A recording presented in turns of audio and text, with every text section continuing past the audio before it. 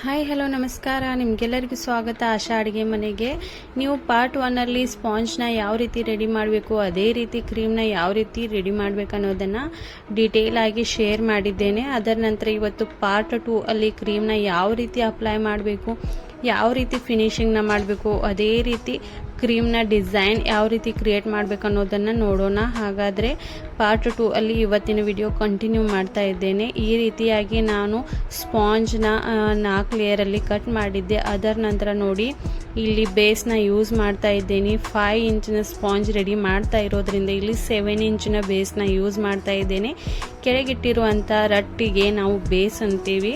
ಅದರ ನಂತರ ನೋಡಿ ಅದಕ್ಕೆ ಬೇಸ್ ಮೇಲೆ ಸ್ವಲ್ಪನೇ ಕ್ರೀಮ್ನ ಅಪ್ಲೈ ಮಾಡಿದ ನಂತರ ನಾನು ಫಸ್ಟ್ ಲೇಯರ್ನ ಇಡ್ತಾ ಇದ್ದೇನೆ.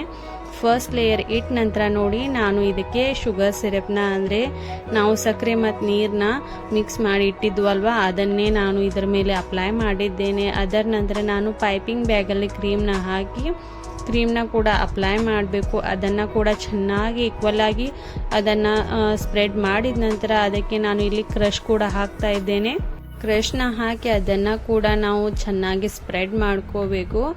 ಅದರ ನಂತರ ನೋಡಿ ನಾನು ಸೆಕೆಂಡ್ ಲೇಯರ್ ಇರುತ್ತೆಲ್ಲ ಸ್ಪಾಂಜ್ನ, ಅದನ್ನು ಕೂಡ ಇಟ್ಟು ಅದಕ್ಕೂ ಕೂಡ ನಾವು ಶುಗರ್ ಸಿರಪ್ನ ಅಪ್ಲೈ ಮಾಡಿ, ಅದರ ನಂತರ ಕ್ರೀಮ್ ಅಪ್ಲೈ ಮಾಡಿ ಮತ್ತೆ ನಾವು ಶುಗರ್ ಸಿರಪ್ನ ಅಪ್ಲೈ ಮಾಡಬೇಕು. ಇದೇ ರೀತಿ ನಮ್ಮ ಹತ್ರ ಎಷ್ಟು ಲೇಯರ್ಗಳನ್ನು ಕ್ರಿಯೇಟ್ ಮಾಡ್ತಾ ಇರ್ತೀವಲ್ವ ಸ್ಪಾಂಜ್ನ, ಅಷ್ಟು ಲೇಯರ್ನ ಇಟ್ಟು ನಾವು ಅದಕ್ಕೆ ಕ್ರೀಮ್ ಶುಗರ್ ಅದೇ ರೀತಿಯಾಗಿ ಕ್ರಷ್ನ ಅಪ್ಲೈ ಮಾಡಿ ಚೆನ್ನಾಗಿ ನಾವು ಅದನ್ನು ಫಿನಿಶಿಂಗ್ ಮಾಡ್ತಾ ಬರಬೇಕು. ಅದರ ನಂತರ ನೋಡಿ ನಾವು ಲಾಸ್ಟ್ ಲೇಯರ್ ಇರುತ್ತೆ ಅಲ್ವಾ, ಅಲ್ಲಿ ಮಾತ್ರ ನಾವು ಕ್ರಷ್ನ ಯೂಸ್ ಮಾಡಬಾರ್ದು.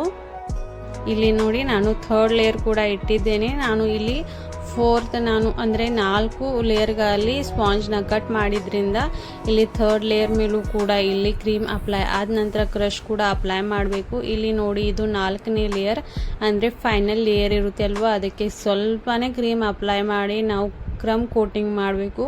ಕ್ರಮ್ ಕೋಟಿಂಗ್ ಅಂದರೆ ನೋಡಿ ಅಲ್ಲಿ ಸೈಡಲ್ಲಿ ಬ್ರೆಡ್ ಕ್ರಮ್ಸ್ ಬಿದ್ದಿದೆ ಅಲ್ವಾ, ಆ ಥರ ಬ್ರೆಡ್ ಕ್ರಮ್ಸ್ ಮೇಲಕ್ಕೆ ಕಾಣಿಸ್ಲಿಕ್ಕೆ ಸ್ಟಾರ್ಟ್ ಆಗುತ್ತೆ ಕ್ರೀಮ್ನ ಅಪ್ಲೈ ಮಾಡಿದ ನಂತರ.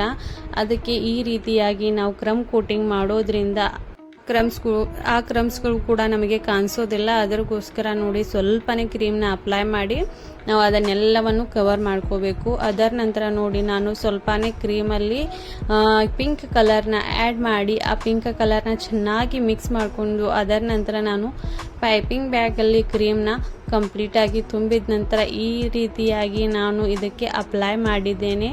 ಅಪ್ಲೈ ಮಾಡಿದ ನಂತರ ನೋಡಿ ಚೆನ್ನಾಗಿ ಅದನ್ನು ಕೂಡ ನಾವು ಸ್ಪ್ರೆಡ್ ಮಾಡ್ತಾ ಹೋಗಬೇಕು.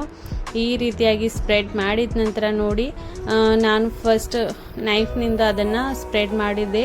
ಇವಾಗ ನಾವು ಇಲ್ಲಿ ಸ್ಕ್ರ್ಯಾಪರ್ನ ಯೂಸ್ ಮಾಡಬೇಕು. ಸ್ಕ್ರ್ಯಾಪರ್ನಿಂದ ನಾನು ಈ ರೀತಿಯಾಗಿ ಫಿನಿಶಿಂಗ್ನ ಮಾಡ್ತಾ ಇದ್ದೀನಿ. ಫಿನಿಶಿಂಗ್ ಮಾಡುವಾಗ ಸ್ಕ್ರ್ಯಾಪರ್ ಯಾವತ್ತಿಗೂ ಕೂಡ ಒಂದು ಸ್ವಲ್ಪನೇ ಕ್ರಾಸಲ್ಲಿ ಇರಬೇಕು, ಅಂದ್ರೇ ಅದು ಫಿನಿಶಿಂಗ್ ಕೂಡ ಚೆನ್ನಾಗಿ ಆಗುತ್ತೆ.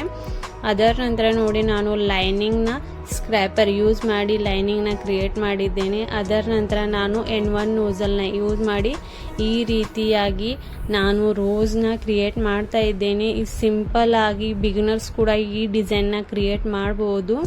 ಅದರ ನಂತರ ನೋಡಿ ನಾನು N1 ನೋಸಲ್ನ ಯೂಸ್ ಮಾಡಿ ರೋಸ್ನ ಕ್ರಿಯೇಟ್ ಮಾಡಿದ್ದೇನೆ. ಅದರ ನಂತರ ಸ್ಟಾರ್ ನೋಸಲ್ನ ಯೂಸ್ ಮಾಡಿ ಕ್ರಾಸಿಂಗ್ ಈ ರೀತಿಯಾಗಿ ಕ್ರಾಸಲ್ಲಿ ಡಿಸೈನ್ನ ಜಿಗ್ಜ್ಯಾಗ್ ರೀತಿಯಲ್ಲಿ ನಾವು ಡಿಸೈನ್ನ ಕ್ರಿಯೇಟ್ ಮಾಡ್ತಾ ಹೋಗಬೇಕು. ಎಷ್ಟು ಈಸಿಯಾಗಿ ಸಿಂಪಲ್ ಆದ ಡಿಸೈನ್ ಕೂಡ ಇಲ್ಲಿ ಕ್ರಿಯೇಟ್ ಆಗ್ತಾ ಇದೆ ನೋಡ್ಬೋದು. ಇದನ್ನು ನಾನು ವೈಟ್ ಕ್ರೀಮಲ್ಲಿ ಡಿಸೈನ್ನ ಕ್ರಿಯೇಟ್ ಮಾಡ್ತಾ ಇದ್ದೇನೆ. ಅದರ ನಂತರ ನೋಡಿ ಕೆಳಗಡೆ ನಾನು ವೈಟ್ ಕ್ರೀಮ್ನೇ ಯೂಸ್ ಮಾಡಿ ಬಾರ್ಡರ್ನ ಕೂಡ ಕ್ರಿಯೇಟ್ ಮಾಡ್ತಾ ಇದ್ದೇನೆ. ಇದೇ ರೀತಿಯಾಗಿ ಚೆನ್ನಾಗಿ ಬಾರ್ಡರ್ ಕೂಡ ಕಂಪ್ಲೀಟ್ ಆದ ನಂತರ ಇದನ್ನು 3 ರಿಂದ 4 ಗಂಟೆವರೆಗೂ ಫ್ರಿಜ್ನಲ್ಲಿ ಇಡಬೇಕು.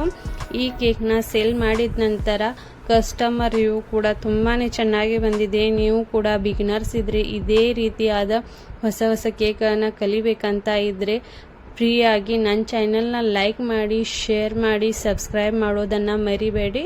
Thanks for watching this video. Thank you so much.